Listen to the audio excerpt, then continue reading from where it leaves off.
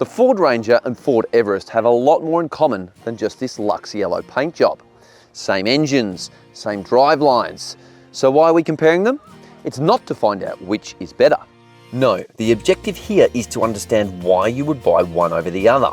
Is the Everest just a Ranger with a boot, or are there worthwhile differences that should influence your buying decision? Let me know in the comments which is your pick, and while you're there, don't forget to like and subscribe. All right, let's dig in.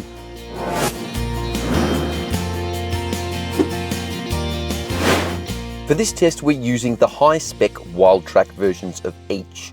The Ranger Wildtrak has been around since 2012 and proven very popular with buyers, but it's taken more than a decade for the badge to be applied to the Everest. If money talks and it's got to have a Wildtrak badge, then the Ranger is the pick. It's cheaper by a little over $1,000, but when you consider it comes standard with a tow kit, a $1,700 option on the Everest, that makes it almost $3,000 more affordable. Price is one thing, but value is another. Both cars have the same 5-year unlimited kilometre warranty and 15,000 kilometre service intervals, but the Everest's $471 average capped price service cost makes it around $50 cheaper to maintain per year.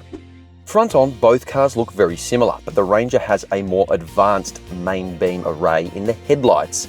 But this comparison starts to get interesting when you scoot around to the rear. The Ranger is a ute, so as well as the obvious tray, it has leaf spring suspension at the rear to allow for heavy loads, and its maximum payload is almost a ton. The Everest, meanwhile, uses coil springs for greater comfort and refinement, but as a result, it has a maximum payload of 662 kilograms. Much less than the Ranger. The ute sits on 18-inch alloy wheels with all-terrain tyres as standard, while the Everest gets showy 20s with highway tyres. However, you can get 20s on the Ranger or 18s on the Everest if you so wish. The biggest difference between these two is that the Ranger is almost half a metre longer, and so is quite a bit harder to park, especially in the suburbs and around town. Both vehicles are powered by a 3-litre turbo diesel V6, but the Ranger can also be had with a 2-litre bi-turbo 4-cylinder diesel.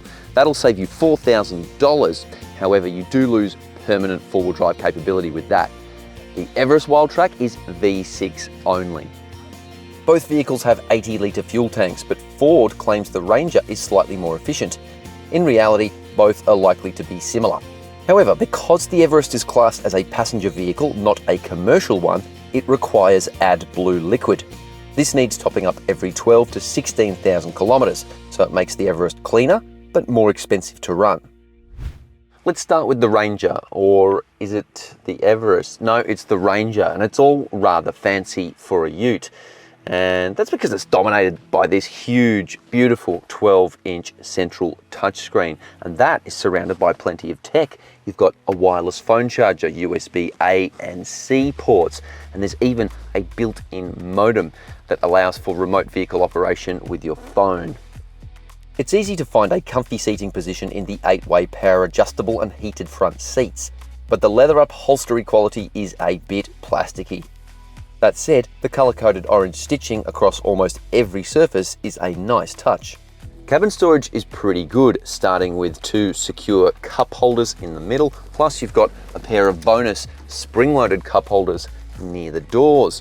Odds and sods storage down here is good, plus you've got a reasonably sized centre bin with a 12-volt socket, twin glove boxes, I like that, plus there's a handy little shelf here, sunglasses holder, and the door pockets are big enough for the mega gulp.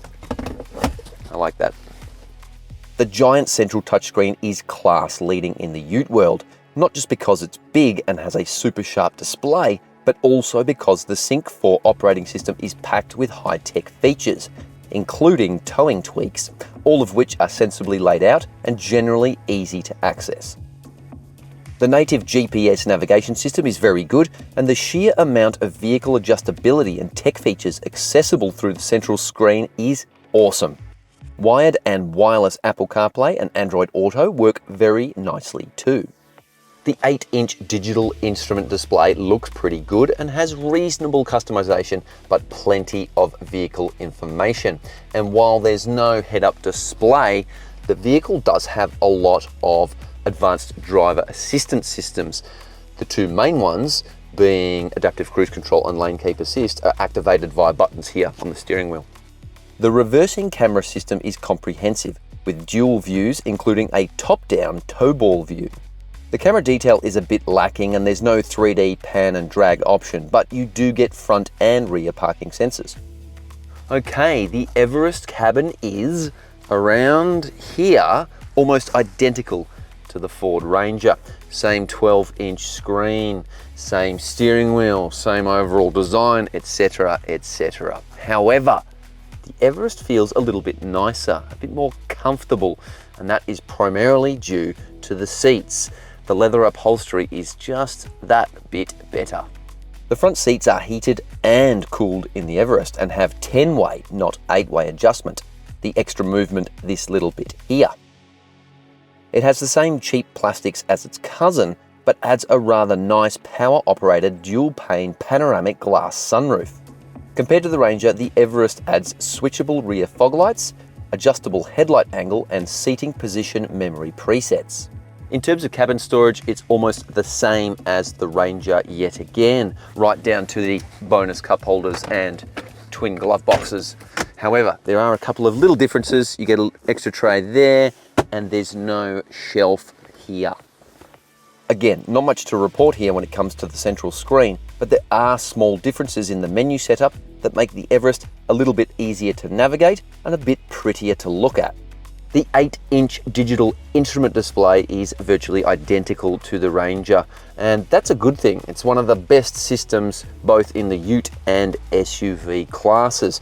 The only difference I could find in this area is the addition of a rear windscreen wiper control. The reversing camera is identical to the Ranger with dual views and a top-down tow ball camera angle. Both vehicles are jam-packed with technology, and the main thing that splits them is the fitment of an 8-speaker stereo in the Everest versus a 6-speaker job in the Ranger.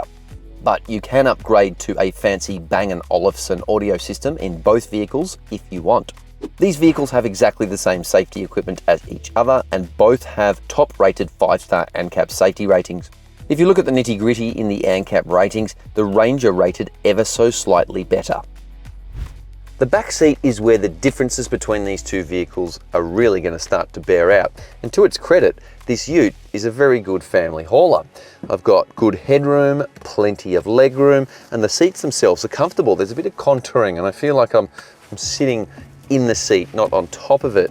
You've also got air vents, USB A and C ports, plus a fold-out armrest with cup holders and adjustable headrests. Not bad. You can flip up the seats to hide your secret stash and fold down the backrests to access twin top tether child seat anchorages, and there's also twin ISOFIX child seat couplings as well. The Everest's back seats aren't nearly as form-fitting, and they're just a lot flatter. You don't sort of sit in them as much as you do on them. And headroom as well, not as good because of this big glass roof. Legroom, however, is very good still, and amenity is better than in the Ute, primarily because you've got your own fan adjustment back here, plus ceiling mounted air vents with their own air conditioning compressor. There's extra lights, door lock override buttons, and the back seats slide and tilt for extra comfort. And it has 3 top tether child seat anchorages, not 2. The Everest is a far more versatile troop carrier as well, because you can flip down the middle row or slide them, granting access to the 3rd row seats, which come with air vents and cup holders, but not a lot of room. The rear ends of these vehicles have about as much in common as fire and ice, and the Ranger is clearly pitched at tradies with plenty of space, utility, and an almost 1-ton payload. And this power-operated roller cover is a thing of beauty. You've also got these clamp fixtures here, which are always welcome.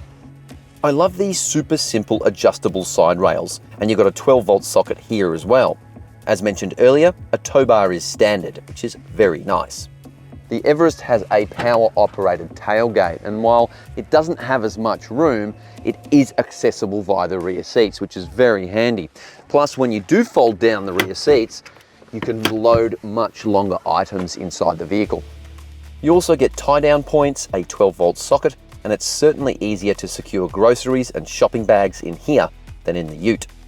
When it comes to the differences in these vehicles, the Everest is certainly more family friendly and will be worth the extra coin if it's going to be used most often as a family hauler. Both vehicles have full-size spare wheels and roof rails, although the Everests are a little bit longer. There's clearly differences in how these vehicles move people and objects, but will there be differences in how they feel on and off the road? Cue the driving music.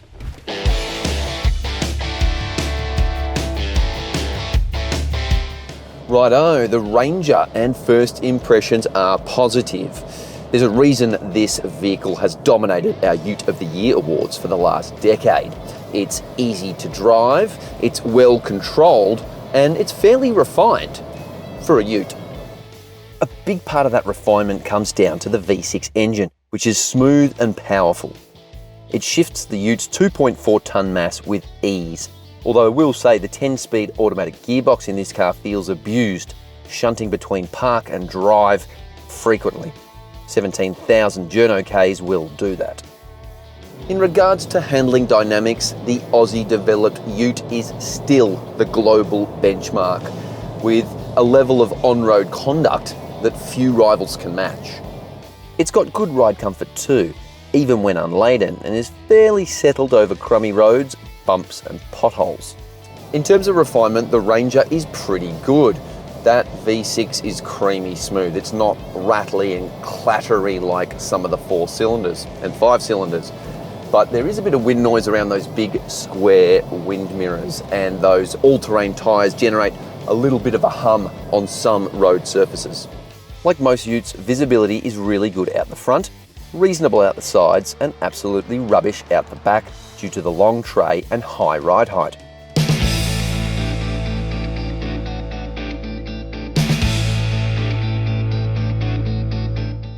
Slide into the captain's seat of the Everest and two things become manifestly clear from the outset.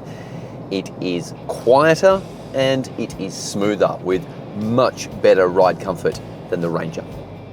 This is because it has A, more sound deadening material, and B, the coil springs smooth out shoddy roads more effectively than the leaf springs in the Ute. There's virtually no difference in terms of the powertrain. That buttery smooth V6 is really muscular. It's a really lovely engine, and it's also got the same 10-speed automatic as the Ute. Not that you'd know it though. The difference here is that this 10-speed is fresh as a daisy, about 3,000 Ks on the clock. The Ute, well, it's been flogged relentlessly and you can feel it. It tracks through corners more decisively than the Ranger because it's a bit lower, a lot shorter, and has road-biased tyres with more grip. The Everest SUV is a better vehicle to drive around town. Its shorter wheelbase and tighter turning circle makes navigating the suburbs a lot easier, and especially around like smaller roundabouts, and yeah, generally it's better and easier to drive in built-up areas. As mentioned, it's got a quieter cabin thanks to more acoustic insulation, and together with a more settled rear end, refinement levels are significantly better. Visibility is also better. You can actually see down the sides and out the back of this one properly. On paper, the lighter Ute is slightly more fuel efficient, and after significant testing, it turns out the difference remains exactly the same. But the claimed efficiency versus as tested is wildly different. Both vehicles can allegedly tow 3.5 tonnes or 3,500 kilograms, and today we've got a camper trailer weighing around 1,200 kilograms with a 90 kilogram downball weight using an off-road hitch. And I just want to find out if there's any significant differences between how they feel when towing. The Ranger has a longer wheelbase and a higher gross combined mass and hauls the trailer with ease. The V6's copious low-end torque, meaning the gearbox doesn't have to constantly change down gears when upping speeds. but like the gearbox, the brakes feel abused. This ute has had a hard life. The Everest feels more planted and settled, and while the rear end dips a little lower than in the ute, it feels more predictable with the trailer on the back at this 1.2 tonne weight. I reckon closer to 3 tonnes, the ute would probably edge ahead though.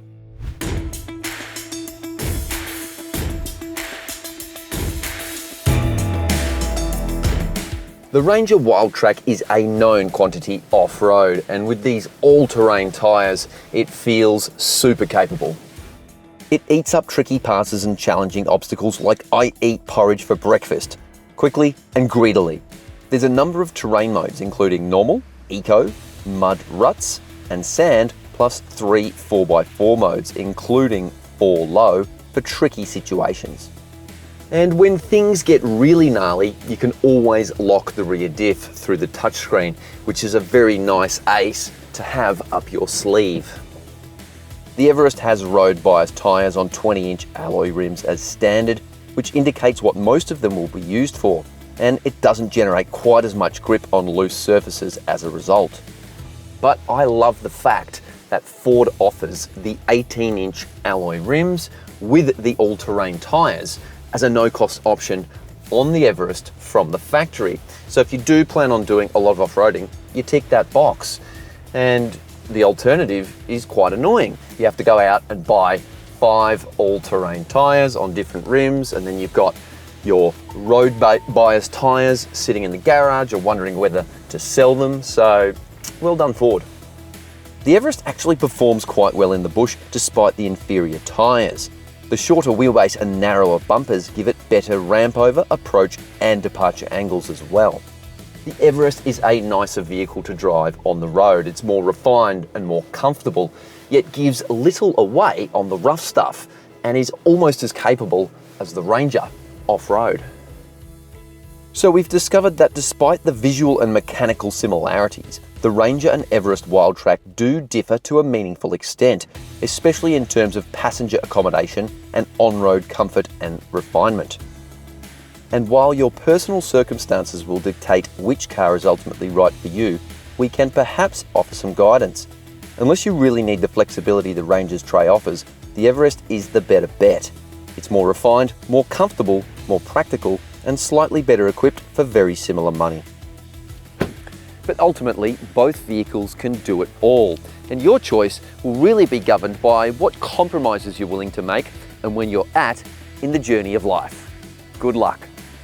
Thanks for watching. Hope you liked the video. Don't forget to like and subscribe to the Car Sales YouTube channel and leave a comment. Which one is your pick? And if you haven't decided yet, check out our other videos on the Ranger and the Everest.